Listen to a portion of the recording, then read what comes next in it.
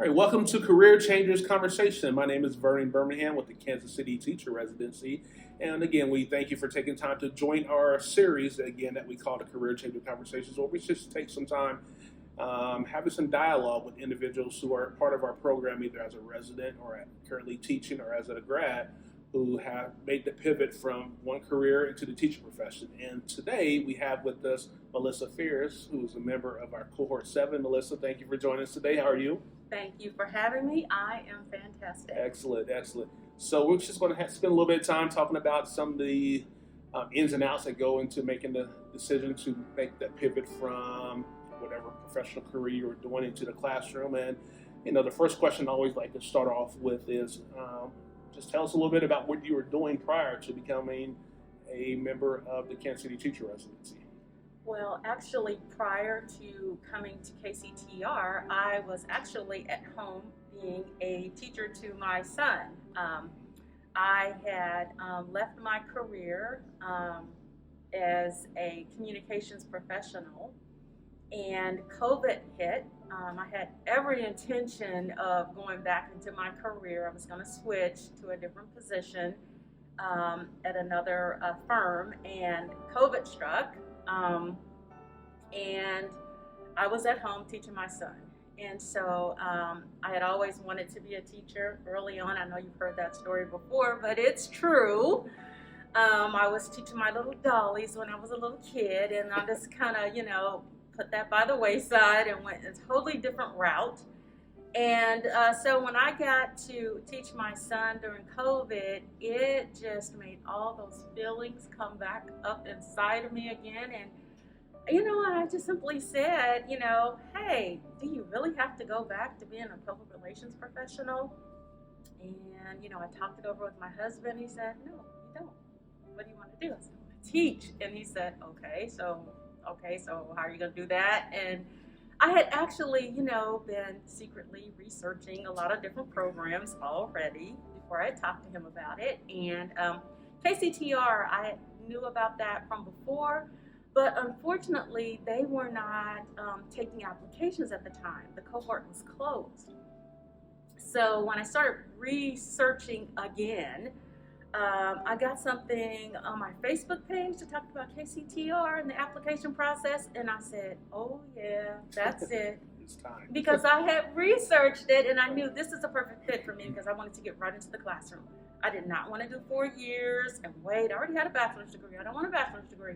This is a way to get the master's in education and to get into that classroom really quickly. I said, yes, this is the program for me. Excellent. Fast forward, I'm in KCTR, Cohort 7. Yeah.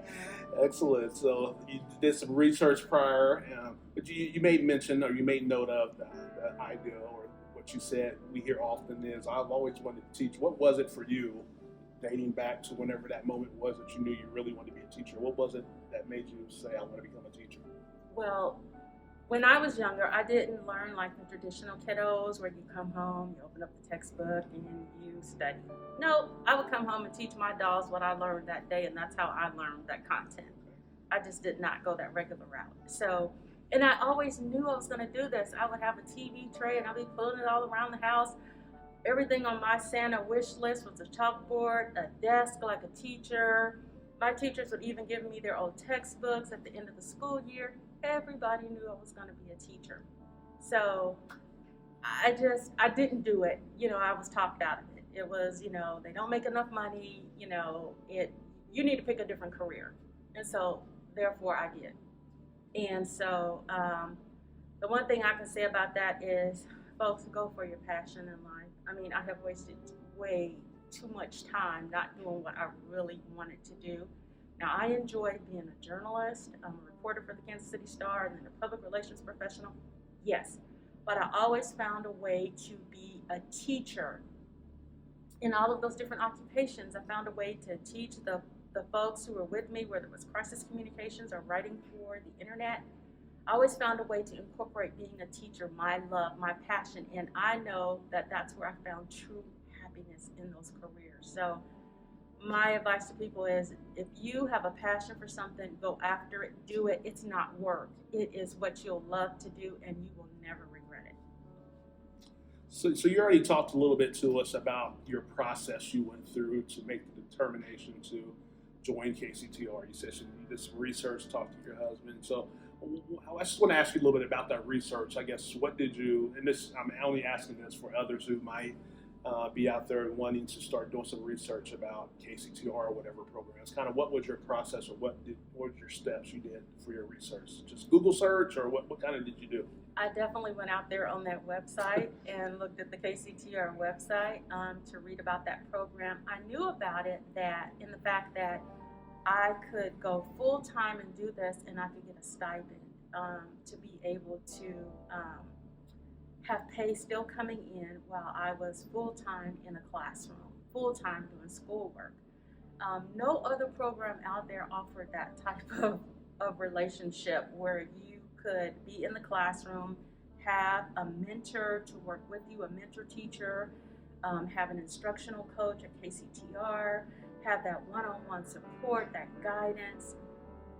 Hands down, it was a program for me. That was going to be the right fit for me. And so there was no question that this was going to be the one that I was going to go for, and I was going to just go full throttle and do whatever I needed to do to get into that program. So did you see yourself, or did you feel that you had any reservations or fears jumping into this? I had no reservations or fear. Like I said, I had wasted way too much time not doing what my passion was, and so I was not letting anything stand in my way. I guess the only thing that might have stopped me is if my husband said, no, it's really not a good time, but he's Right. very supportive, so he wasn't going to do that. And so I had the support of my husband and other family members, and I had my passion for wanting to do this. So I knew I was going for it. That's good. And you made a really, I think, important point there, especially for us as a program. We saw that over the last couple of years, especially during COVID and coming out, like the timing, and can we really do this right now financially, things like that. So it sounds like that was an important conversation you all had to have Yes. to make that determination. So now that you're in it, let's talk a little bit about it. How is the residency program going for you thus far? Woo, it's a lot. Okay, so they talk about the productive struggle. Boy, have I been through it. That part where I didn't want to give up, but you certainly feel the pressure. It is the pressure to do well, to learn all that you can learn because it's totally new. This is a totally new occupation for me. And there's so much to learn, but there's also that passion for wanting that knowledge and to be the very best that I can for the students.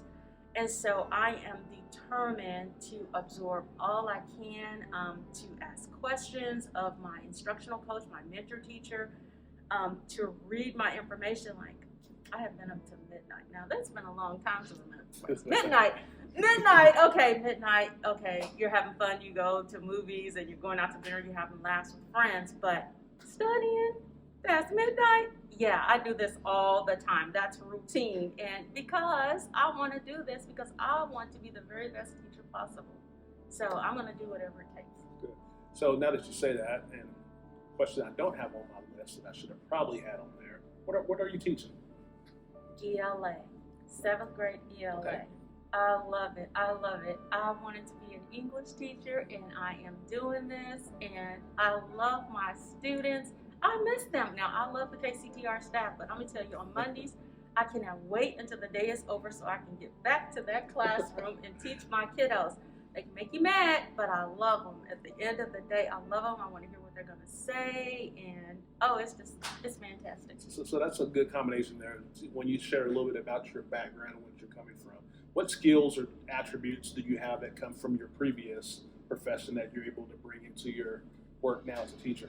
Funny thing about that, okay, although I did not go to college to be a teacher initially, I wanted to get as close to that as possible because I wanted to teach ELA, so I went the journalism route. So, of course, there's a lot of writing involved. There's a lot of writing what I'm teaching the kiddos right now.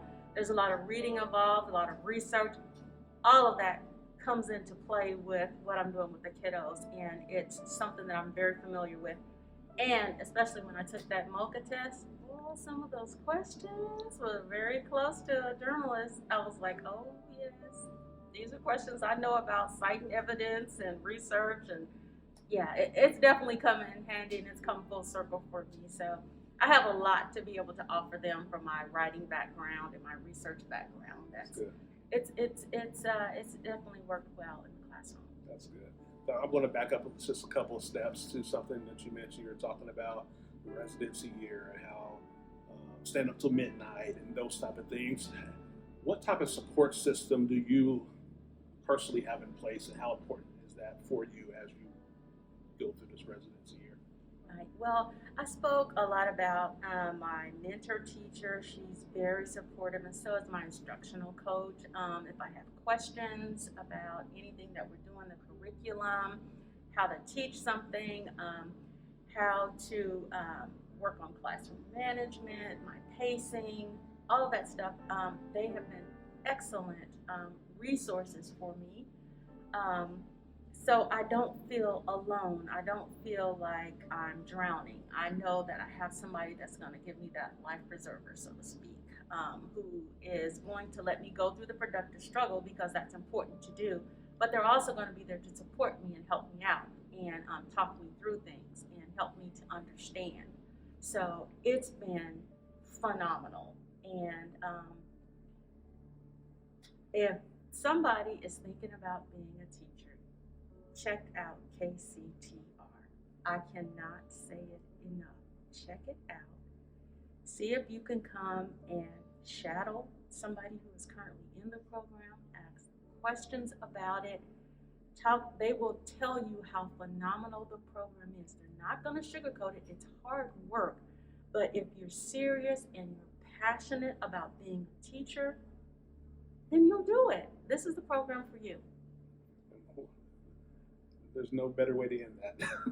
So, Melissa, we thank you for taking time with us here on this afternoon. Like you said earlier, you actually, people don't know this, you just got done with the day of class and you decided to stick around and spend a little time with us. So we thank you for that. And we thank you all out there for watching our Career Changers conversation. This is a series that we do every year. And again, check out all of them. You can go back to look at some from a couple of years ago, even to the present. And I think the message is pretty consistent that any individuals who's looking to make that change, support systems there, and more than anything, our individuals within this work are passionate about it. So thank you for taking time again to joining us. My name is Vernon Birmingham, and I'm signing off.